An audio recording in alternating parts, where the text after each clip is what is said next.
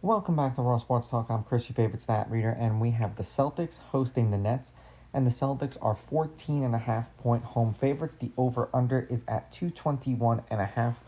The Nets are plus 700 on the money line, and the Celtics are minus 1100. Now, these are the overnight odds. They will change the closer we get to tip-off tomorrow. Now, tiny side note, I do want to say, if I do pick the Celtics on the money line, please understand it means that I think they're going to win the game. I would not be ridiculous enough to lay minus 1100 to win $100, especially when these two teams played each other the other night. And for the majority of the game, the Nets were winning, and you could have gotten the Celtics in game at positive money because of just how bad they were playing.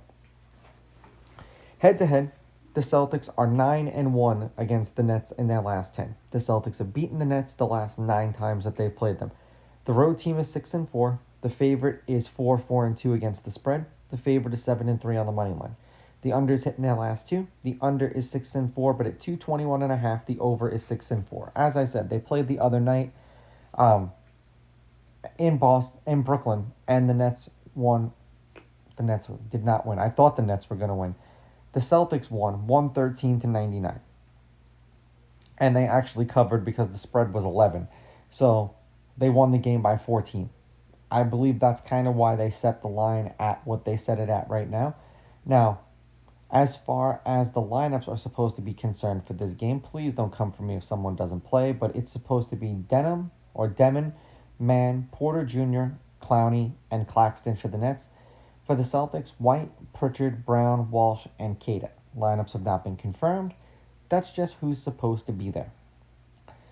The Nets are 2-12 on the season. They are 5-9 against the spread. The over is 8-6, and they are 2-5 on the road.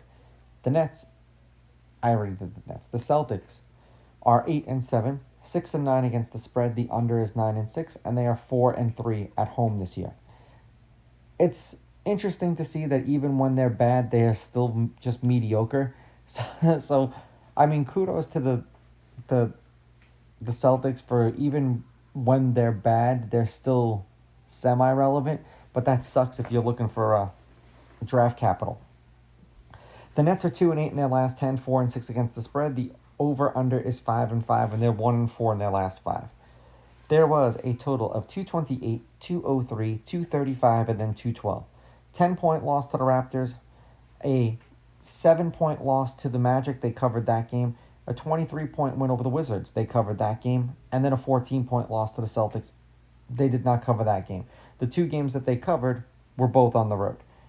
For the Celtics, 6-4 in their last 10, 4-6 against the spread. The under is 6-4, and they're on a 3-game winning streak. 202, 226, 239, and then 212. 2-point loss to the Sixers. A 36-point win over the Grizzlies. A 3-point win over the Clippers. And then a 14-point win over the Nets. As I said, for most of the game, the Nets were playing well with the Celtics, and then ultimately they fell apart. I do think the Celtics are going to win the game, especially at home. The spread is what I'm concerned about. I would take the Nets getting the points, and I think this game would be an over. Generally, when we see shit like this happen where these two teams play each other back-to-back, it's the team that lost the first time either wins the next game or it's much closer, and it's the complete opposite of what we saw in the first game.